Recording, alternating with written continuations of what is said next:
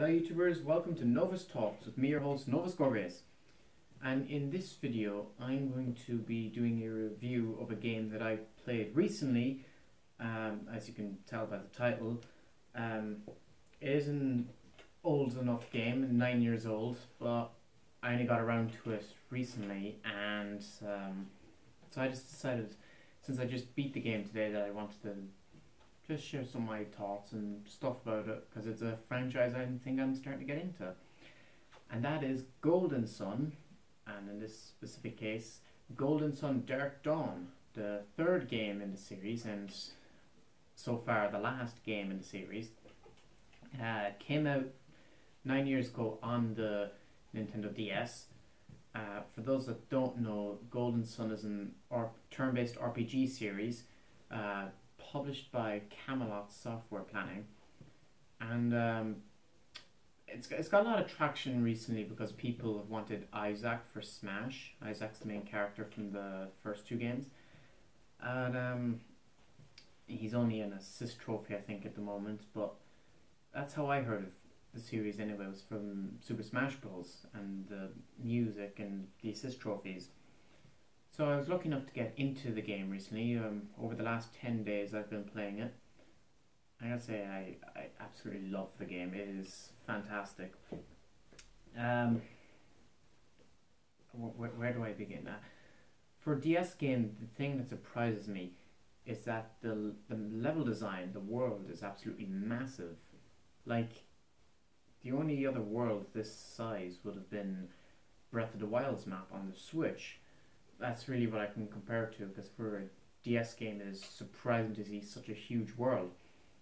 But anyways, there is one downside to a huge world for this game, and that is that the game is quite long. Like most Nintendo RPGs I've played have been 24 to 26 hours. This is 36 hours at most. So it's, at least rather.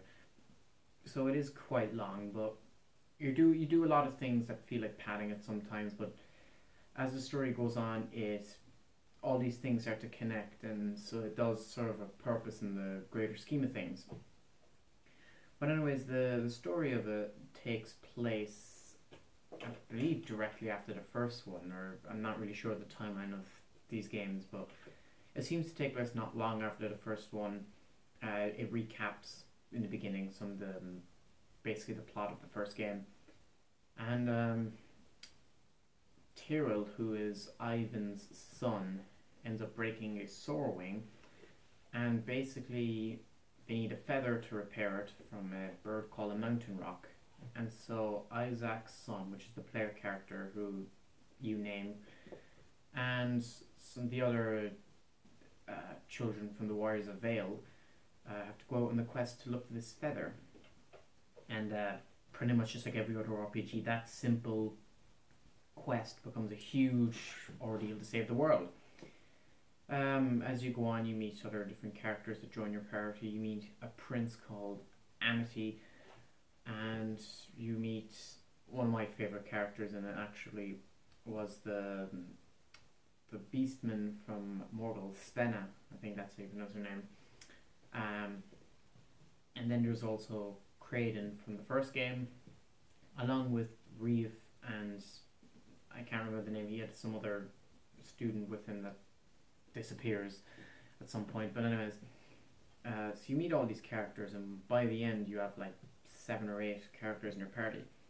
But one thing I really like is the game makes good use of its cutscenes and of its long content, because you really do get to connect with them as the story goes on, and they're all very distinct, and that's what makes them so interesting.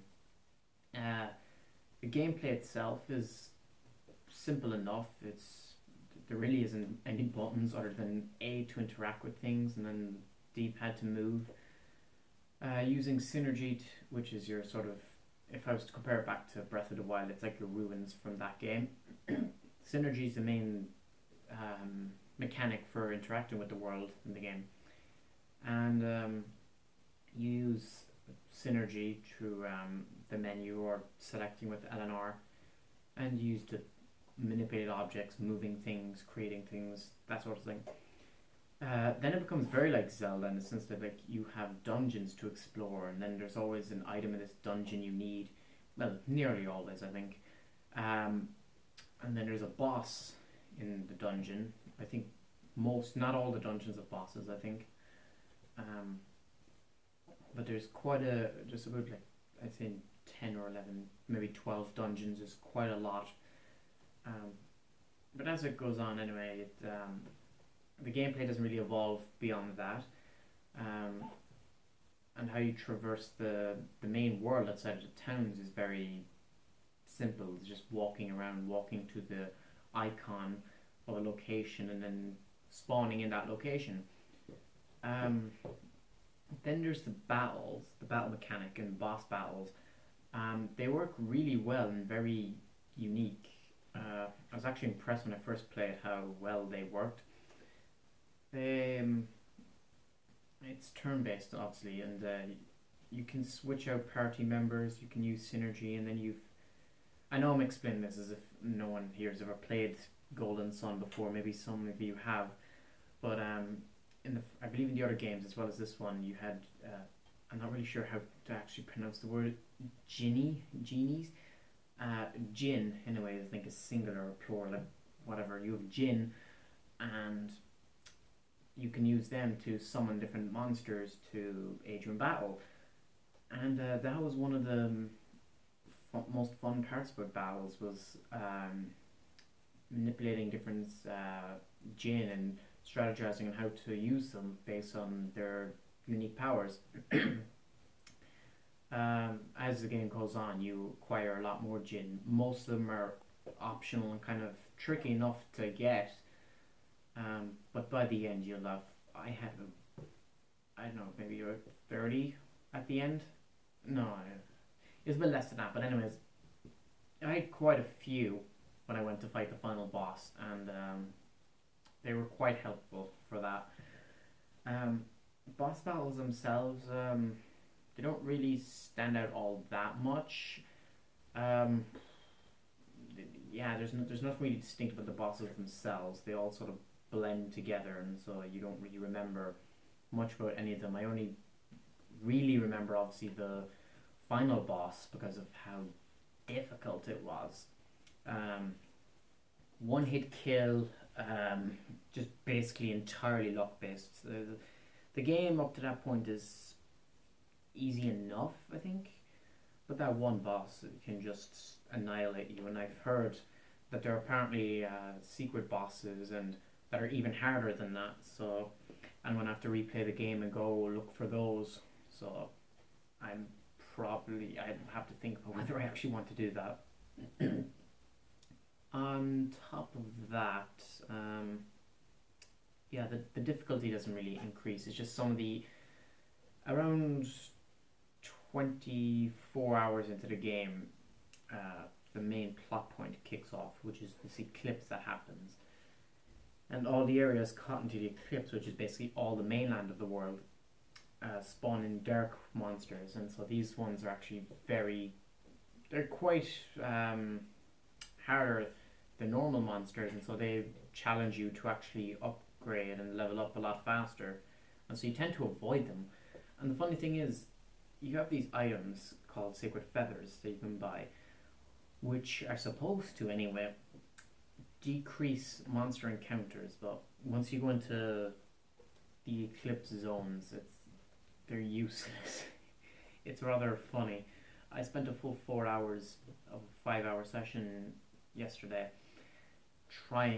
just fighting enemies, trying to just get where I want to go, and half the time they don't even let you flee the battle. It's crazy. But it helps you level up, so there's a plus to that. But other than that, like, even though it's long, I wouldn't say the plot is slow. It does seem like it's taking a time, that it's just jumping in random directions, but once you get toward the end, everything starts to line up.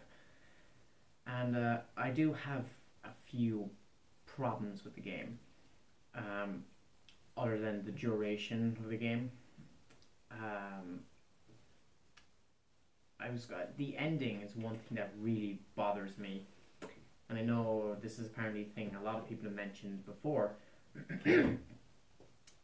For anyone, I'm assuming, obviously, spoilers here for the game that came out 9 years ago, but when you try to stop the eclipse and Sveda's brother Volchek shows up as the final boss, and then you defeat him, and then as you activate the eclipse, it seems like the player character and Sveta are both about to die in order to activate the machine, which is a pretty heartbreaking moment, and you're like, you don't want to see it, you think, because you're going to really attach to these characters, or at least I did.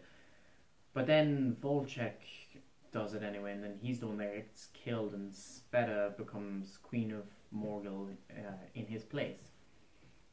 That bugged me because it took away from the impactfulness of what that cutscene could have been, because if it had been Sveta and the player character that had died in that moment, it would have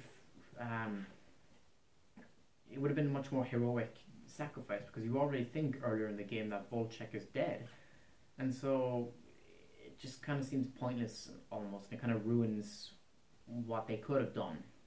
But Sveta's alive, so I guess I should be happy enough about that.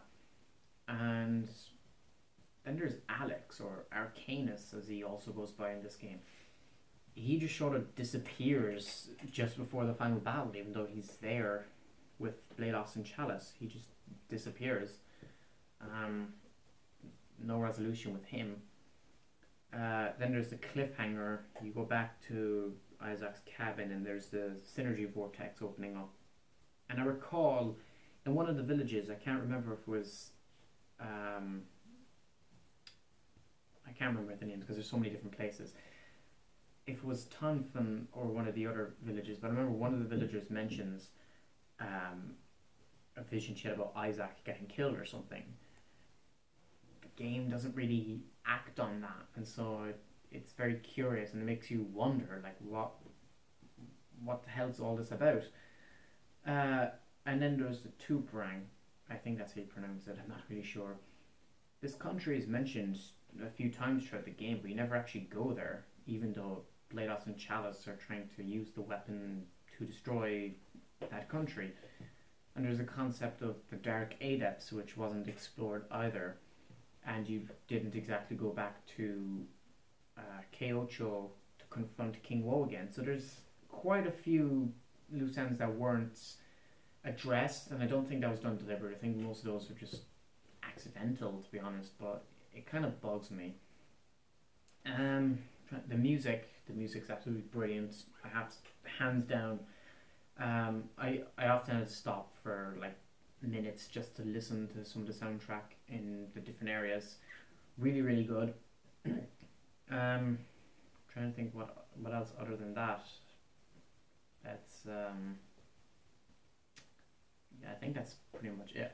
I do love, though, after the eclipse happens, where you're kind of stuck traversing by the sea, and so you're traveling around the ocean, and apparently the world in this game is flat, and so you actually get to go to the edge of the world and just see this massive waterfall, and there's even like one island you go onto that you can actually go like slightly under the world, so it is pretty cool to see all of that. If they make another game, I'd love to see them sort of explore that a bit further, but anyways, so yeah, that's really all I wanted to say. Not a very well thought out video, obviously. I just sort of decided to do this video on the spot because all this was going on in my head, and I felt I needed to get a video out. I didn't really have ideas for anything else at the moment, so I said I'd throw this video out there since I just beat the game. And yeah, not very organized, I know, I apologize, but just yeah, let me know down in the comment section below. Have you played any of the Golden Sun games? What do you think? Did you like Dark Dawn? Because apparently people have mixed feelings toward it. Some people even hate the game. I can't understand that, but they do.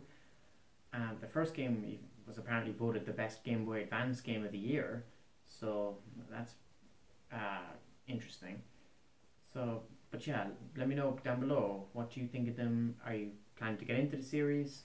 and do you think we'll get a Golden Sun 4? That is something I will also talk about in another video, because now that I'm into this series it actually expands what I can talk about. But yeah, that's it for now. Thank you all for watching, and please subscribe. Novascorus out.